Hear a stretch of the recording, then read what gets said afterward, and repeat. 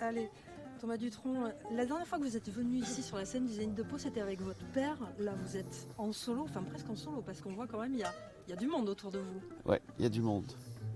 Il y a du monde, ouais. On est 8 sur scène, on est 8. Plus des ordinateurs, parce qu'aujourd'hui tout le monde joue avec des ordinateurs. On a aussi des ordinateurs. Non, mais on est plein de super musiciens et puis on est content d'être là. Et effectivement, je me suis rappelé en sortant de la gare de Pau, j'ai vu que la dernière fois que j'étais là, en effet, c'était avec mon père. D'ailleurs, regardez, j'ai mis le costume pour l'occasion.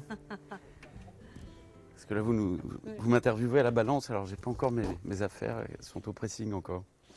Là, vous êtes tête d'affiche de la saison Jazz à Pau, parce que vous, il faut le rappeler, d'ailleurs on le voit avec la guinguette manouche, vous, votre truc c'est quand même le jazz manouche. Moi, j'aime toutes les musiques, vraiment, toutes les musiques me touchent. On touche à plein de styles d'ailleurs dans le concert. Il y a vraiment plusieurs parties, plusieurs ambiances. Il y a des moments pop, des moments disco, des moments jazz manouche, des moments ballade, des moments rock'n'roll, des moments fusion. Je sais pas comment dire disco. Enfin, oui, j'ai déjà dit disco, ça fait 2 fois 2 disco.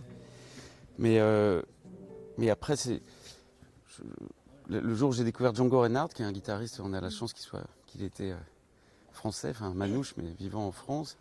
C'est un des seuls musiciens de jazz qui a influencé le reste du monde et c'est un immense musicien, quoi. C'est un tel bonheur. Alors je conçois qu'on s'intéresse aux nouveautés, mais je veux dire, c'est des plaisirs d'écouter Mozart, Chopin ou Django, c'est pareil, ou les Beatles ou Georges Brassens. Quand on touche à l'excellence, moi je m'en lasse pas. Enfin, et Django, justement, j'aurais pu m'en lasser, aller savoir, mais ça fait 30 ans maintenant que j'écoute Django et c'est toujours un phénomène inexpliqué, un musicien vraiment hors norme, hors pair.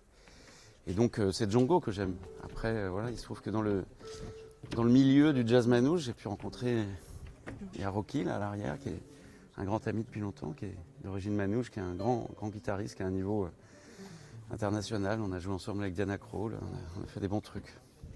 Là, qu'est-ce que vous aimez partager justement au public? Parce que votre dernier album, il est très léger, il est plein de légèreté, même s'il y a quand même des choses un peu graves. Mais qu'est-ce que vous aimez partager avec ce public? On essaye de défendre la mélodie. Moi, j'aime bien les jolies mélodies qui restent dans la tête, qu'on peut siffler, qu'on peut chanter. Ça, c'est sûr que c'est quelque chose que je défends.